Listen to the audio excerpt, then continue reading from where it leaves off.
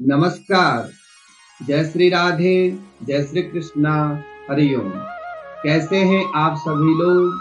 आशा करता हूँ कि आप स्वस्थ होंगे, मस्त होंगे।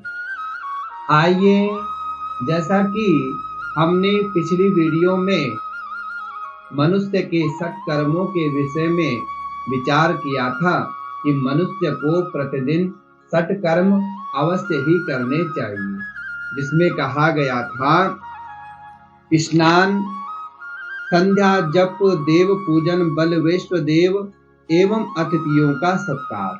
यह 6 कर्म मुख्यतः ही मनुष्य को करने चाहिए।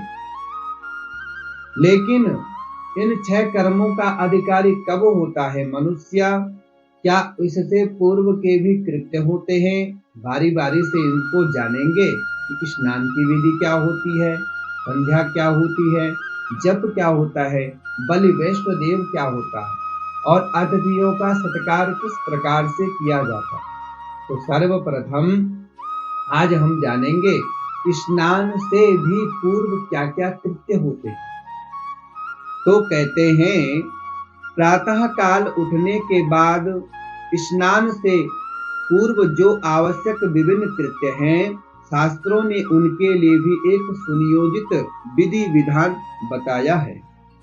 गृहस्थ को अपने नित्य कर्मों के अंतर्गत स्नान से पूर्व के कृत्य भी शास्त्र निर्दिष्ट पद्धति से ही करने चाहिए, क्योंकि तभी वह अग्रिम सत्कर्मों का अधिकारी होता है। सर्वप्रथम क्या कहा गया है उसको जानेंगे। कहा है ब्रह्म मुहूर्त में जागरण करना चाहिए। मनुष्य को ब्रह्म मुहूर्त में ही जागरण करना चाहिए। उसके पश्चात वह प्रायश्चित का अधिकारी होता है। इसीलिए हमें प्रयास करना चाहिए कि हम ब्रह्म मुहूर्त में ही जागरण करें। ब्रह्म मुहूर्त किसे कहते हैं?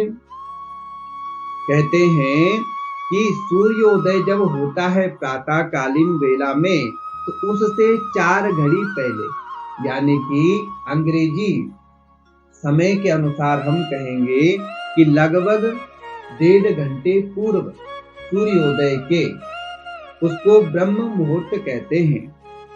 उसमें ही जग जाना चाहिए। इस समय सोना शास्त्र में निषिद्ध है, इसलिए हमें ब्रह्म मुहूर्त में ही जागना चाहिए। तो अगली वीडियो में जानेंगे कर हाथों का अवलोकन। उससे पूर्व यहाँ पर एक टिप्पणी में एक श्लोक आया है, आचार्येन्दु स्मृति है, उसमें वचन है आचार्यों का, ब्राह्म मुहूर्ते या निद्रा सा पुण्यक्षय कारिणी ताम करोति द्विजो मोहात् पाद कृच्छेण शुध्यति। ब्राह्म मुहूर्त की निद्रा पुण्य का नाश करने वाली है। उस समय जो कोई भी शयन करता है, उसे इस पाप से छुटकारा पाने के लिए पाद कृच्छ नामक व्रत प्रायश्चित करना चाहिए।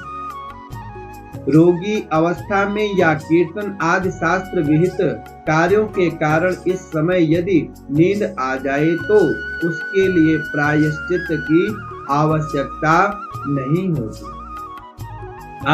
अव्याधितम चेत स्वपंतम पीत कर्म श्रांते सुना। ऐसा कहा गया है कि जो ब्रह्म मुहूर्त में निद्रा करता है वह पाप का भागी होता है और उसको इस पाप के प्रायश्चित के लिए पाद कृच्छ नामक व्रत को करना पड़ता है। लेकिन अगर आप किसी रोग की अवस्था में हैं या किसी कीर्तन में, भजन में आप रात्रि में लगे रहे और उस कारण आपको निद्रा आ जाए ब्रह्म मुहूर्त में, तो इसमें प्रायश्चित की आवश्यकता नहीं होती। तो हरिओम, धन्यवाद। आइए मिलते हैं अगले वीडियो में, जिसमें करों का, हाथों का अवलोकन किस प्रकार से करें इसके बारे में जानेंगे। हरिओम।